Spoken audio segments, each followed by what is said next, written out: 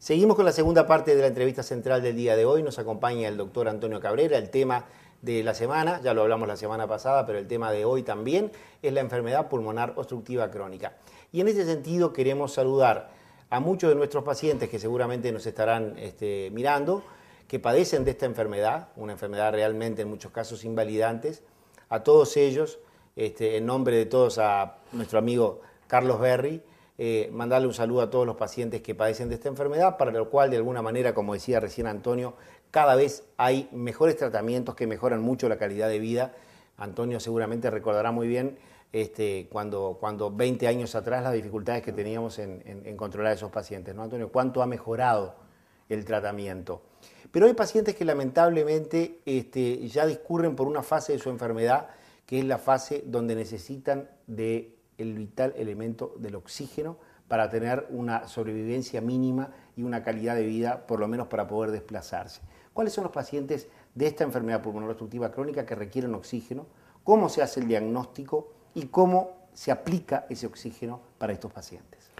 Bueno, después que hayamos aplicado lo que hablamos recientemente, el paciente puede pasar a una situación más adelante. Ahí está. En esa situación más adelante, ahí entra el estudio de la saturación o la gasometría arterial.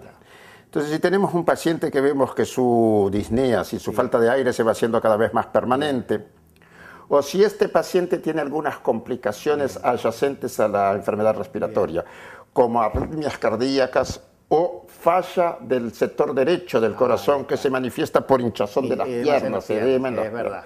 Un edema que una vez que aparece no desaparece ni acostado, porque el edema varicoso uno se despierta bárbaro y llega a la tardecita con edema. El edema cardíaco respiratorio que comprometió el corazón derecho no desaparece con acostarse. Entonces estos pacientes que tienen problema cardíaco o que tienen insuficiencia cardíaca derecha que se manifiesta por edema y otros signos que ya son muy para el médico, pero para la gente edema, y que tienen una saturación de oxígeno en reposo y sin complicaciones inferior al 89% para los que no tienen problema, al 89% para los que tienen problema cardíaco y al 88% para los que no tienen problema cardíaco, necesitan oxígeno. Fundamentalmente se dice oxígeno permanente nocturno, porque cuando uno duerme cae más el nivel de oxígeno, entonces ahí se pueden llegar al paro cardíaco. Y además, si no llega del paro cardíaco, que no es lo que nos preocupa a nosotros, lo que más nos preocupa es el desarrollo de hipertensión pulmonar, o sea, presión alta en el pulmón, no acá. Y justamente en el oxígeno. El oxígeno es el que evita eso. ¿Cómo se lo da? Se lo da porque a veces, discúlpame la interrupción, a veces nos ha costado, y seguramente a ti también, Antonio, hacerle comprender al individuo que primero, que no va a ser un procedimiento muy molesto, y que va a mejorar mucho su calidad de vida, pero a veces cuesta explicarle y que lo entiendan. Seguramente tus pacientes, por los años que tenés y tu experiencia, lo harás más fácil. ¿Cómo le decís al paciente? Siempre cuestan, siempre cuestan. Yo les explico esto que te estoy diciendo y les digo que es fundamental para que no se nos vaya a morir o no vaya a ser una complicación que es muy difícil de manejar, que es la hipertensión pulmonar. Entonces hay que hacerlo de principio en la noche, todo lo que puedan en la noche. Se deben colocar la mascarita o las gafas. Yo prefiero la mascarita porque es más cómodo de no salirse. Ahí está. Una vez que hicieron todo lo que tienen que hacer, que van a dormir, se recuestan cómodamente, se colocan la mascarilla. Y pueden ser máscaras especiales que tienen un flujo controlado. O si no, ahora vienen unas máquinas que son muy baratas y además son muy baratas de mantener, porque el oxígeno es un medicamento muy caro. Es verdad. Pero estas máquinas toman el oxígeno del aire, lo enriquecen y te lo dan al 100%. Que son concentradoras de oxígeno. Es un concentrador de oxígeno. Bueno, con estas máquinas hay que usar a 3 litros por minuto. Máscara común a 3 litros por minuto, todo lo que puedan en la noche. Cuando la situación del paciente empeora, bueno, que usen todo lo que puedan. Yo después que aparecieron estas máquinas les recomiendo que usen todo lo que puedan todo el tiempo. De día, de noche, y fundamentalmente de noche. De noche es el gran riesgo, pero que usen de día también. ¿No? Claro, porque a veces se nos dice, sí, el criterio es utilizar 15 horas. Yo creo que lo que tú decís, utilícelo todo el tiempo que pueda. Todo el tiempo que pueda. Porque en general la tendencia es a no usarlo, ¿no? Entonces, con ese criterio, diciéndolo de esa manera, lo va a usar lo mayor posible. Fundamentalmente de noche. Y a este paciente además se le puede hacer la rehabilitación pulmonar, que es una fisioterapia especial, no es cualquier fisioterapia, es una fisioterapia especial, que los neumólogos con los Sí, fisiatras sí. las manejamos, a veces solo neumólogos, a veces solo fisiatras, Bien. o a veces los dos. Pero que es realmente excelente, importante, ¿no? les mejora la capacidad de vida porque acostumbra a sus músculos a trabajar con baja cantidad de oxígeno. Bueno, y después de estas dos cosas, queda por último la cirugía Bien.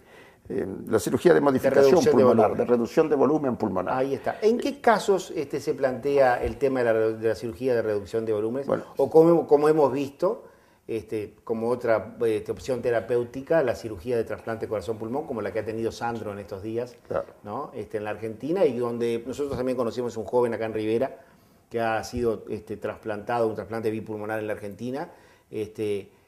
¿Cuáles son las condiciones que se llega a una o a otra cosa? ¿Qué te permite decidir, Antonio, si este paciente debe o no ser sometido a una cirugía de reducción de volumen de pulmón o a un trasplante? Bueno, la cirugía de reducción de los volúmenes pulmonares y el trasplante es para pacientes muy seleccionados. Bien. Fundamentalmente tienen que ser pacientes que están con una enfermedad muy avanzada, que no superen la séptima década de la vida y que ya hayamos agotado todos los otros recursos. Entonces, para la cirugía de reducción pulmonar es princeps que haya una condición, que el estudio radiológico y tomográfico del tórax del paciente muestre que la enfermedad pulmonar no sea homogénea. ¿Qué significa homogénea? Que todo el pulmón no esté igualmente comprometido, sino que tenga áreas comprometidas, es decir, generalmente grandes bullas que hablamos el otro día, que comprimen parénquima sano. Entonces, al sacar esta parte del parénquima sano, se hipertrofia, crece y ocupa el lugar. Bueno, esta cirugía da unos 6-7 años de sobrevida al paciente. Tiene alta mortalidad, por eso se... Claro. Y en el caso del trasplante de pulmón también es para aquellos pacientes que más bien jóvenes, son más bien jóvenes, que no pueden someterse a la cirugía de reducción, que ya se ha agotado todo. Entonces yo diría que acá no deben andar entre los 60 y los 65 años. Y bueno, ahí se puede hacer el trasplante de corazón-pulmón. Es más fácil corazón-pulmón que solo pulmón. Es verdad. Lamentablemente en Uruguay no lo hacemos, la otra sí. Pero en Uruguay no se hace en la Argentina. Bien. Después tenemos todo el problema de la espera, de la compatibilidad. Exactamente. Creo que acá para nosotros termina en la fisioterapia y rehabilitación, la oxigenoterapia permanente, el uso de los broncohilatadores. Y en algunos casos la reducción pulmonar. Ahí está. Y después tendríamos que hablar un poquito cortito de las descompensaciones. Estos enfermos están estables y de repente ¡pap!, se agravan. Bien. Eso generalmente ocurre por infección. Bien. En el caso de que tengan infección, entonces van a requerir el uso de corticoides, además de broncohilatadores de acción rápida, y teofilina y otras cosas, antibióticos. Internación, de repente ventilación o no. Bien. Y bueno, y cuando no es, generalmente las descompensaciones son por infecciones. Cuando son por otras causas, neumotoras, otras, bueno, llevan el tratamiento de eso, pero eso es poco común. Bien. Antonio, hemos hecho sin duda un programa muy interesante que ha abarcado los elementos fundamentales de la enfermedad constituida. Te vamos a invitar seguramente en unas semanas antes de que termine este año para hablar de algo lo más importante, de cómo prevenir esta enfermedad. Perfecto. ¿Verdad? Fundamentalmente de algo que es el hábito tabáquico, de conversar sobre él, sobre las consecuencias que tiene sobre el árbol bronquial y sobre los pulmones, y fundamentalmente cómo luchar contra este flagelo, de los cuales creemos que es el gran rival que tenemos fundamentalmente para esta enfermedad, que es la enfermedad pulmonar obstructiva crónica.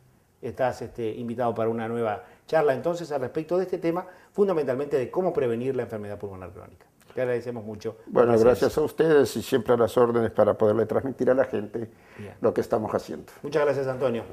A ustedes muchas gracias. Hemos estado con el doctor Antonio Cabrera, hemos hecho el cierre de la segunda edición del tema enfermedad pulmonar obstructiva crónica. Lo hemos invitado al doctor Cabrera para hablar de la prevención de estas enfermedades, fundamentalmente de enfocar el hábito tabáquico, el abandono del hábito tabáquico y los otros elementos que tienen que ver con polución ambiental y otros aspectos que influyen en la formación, en la generación de esta lamentable enfermedad, que es la enfermedad pulmonar crónica. No se vayan, continuamos con este programa Más Salud. Adelante, señor director.